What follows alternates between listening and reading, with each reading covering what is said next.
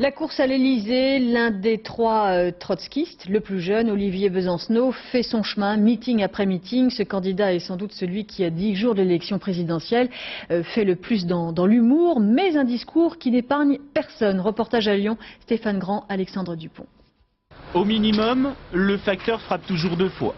Contre la gauche et contre la droite sans distinction. Dans la vie, Olivier Besancenot est postier. Dans la campagne, il est l'un des trois candidats trotskistes révolutionnaires qui aimeraient bien se faire une petite place au soleil.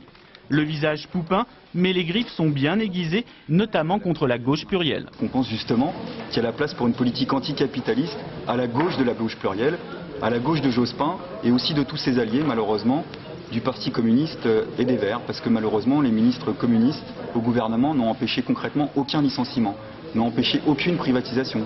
Les ministres écologiques, par exemple, n'ont pas permis qu'il y ait au moins un moratoire sur les OGM, pourtant ça ne coûtait pas un sou. Il y a aussi les attaques répétées contre la droite et le MEDEF, souvent sur le mode de l'humour, mais les arguments font mouche. C'est ça aussi, la nouvelle rhétorique trotskiste. Alors on a le meilleur, évidemment, c'est Jacques Chirac, super menteur, qui va de banlieue en banlieue, même s'il se fait cracher à la gueule, c'est pas très grave, pour expliquer que le thème central de sa campagne, ça sera l'impunité zéro, évidemment. Alors nous on se marre, parce que c'est vrai que lui, côté impunité, c'est de quoi il parle. Ça fait quand même 6 ou 7 ans qu'il la pratique.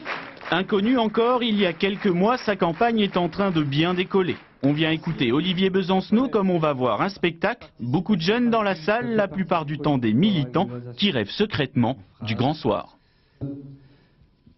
Il exprime aussi un peu la galère qu'on peut avoir tous les jours à changer entre un emploi précaire et le chômage. Et, je sais pas. Enfin, pour moi, c'est un renouvellement de la politique.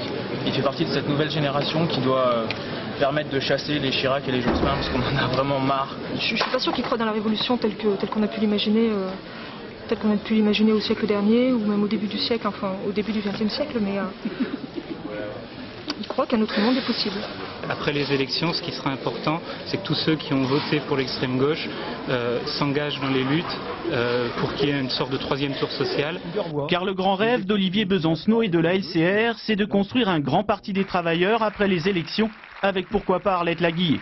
Seul petit problème, mais il est de taille, il pèse pas plus d'un point dans les sondages quand sa camarade révolutionnaire flirte avec les 10%. En attendant, il est reparti comme il est arrivé, avec sa sacoche en bandoulière, hébergé chez des militants. Bon bah, bonne soirée. Ça aussi, c'est la méthode Besancenot.